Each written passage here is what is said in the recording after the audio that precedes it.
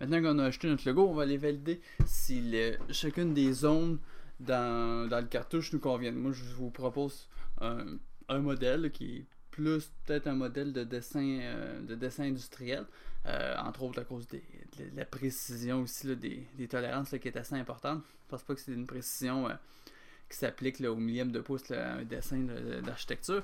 Mais quoi qu'il en soit, si vous voulez changer des zones, comme disons la zone de traitement thermique, vous n'avez jamais besoin, la quantité ça s'applique pas, vous voulez rajouter d'autres choses à la place, ben vous pouvez, ça va être le moment de venir modifier ça. Donc on va retourner dans l'éditeur de blocs, donc on peut venir dans l'onglet insertion, sélectionner le bloc, ensuite cliquer sur le bouton éditeur de blocs, s'assurer qu'on a bien le bon bloc et faire OK. Là, on pourrait venir changer. Donc, par exemple, traitement thermique, on n'en a pas besoin. Bon, on pourrait l'enlever ou mettre quelque chose d'autre à la place. Là. Disons, moi, je vais rajouter c'est quoi le nom de mon client?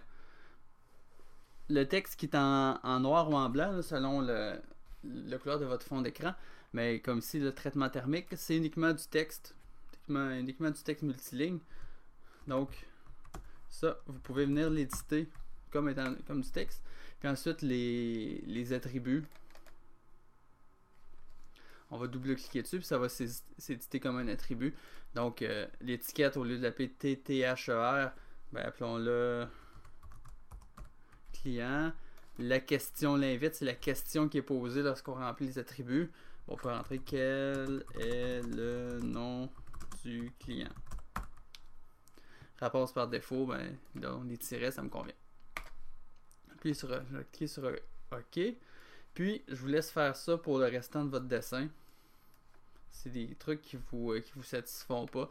Disons, les tolérances là, dans le domaine que je fais, ça s'applique pas. Je l'enlève. Vous pourrez garder l'espace libre ou garder l'espace mettre autre chose. Si vous voulez rajouter des zones comme dans l'espace qui est devenu libre, ben, je pense que le plus rapide, c'est simplement prendre le titre puis un attribut qui est déjà créé, puis venir simplement le copier. Donc on le copie, on l'amène là, puis là ça va être bien important, l'attribut d'aller lui donner un nouveau nom. Donc,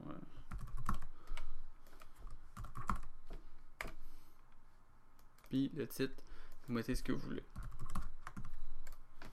Donc quand vous avez mis à votre goût votre cartouche, on ferme l'éditeur de blocs et on va passer à l'étape suivante.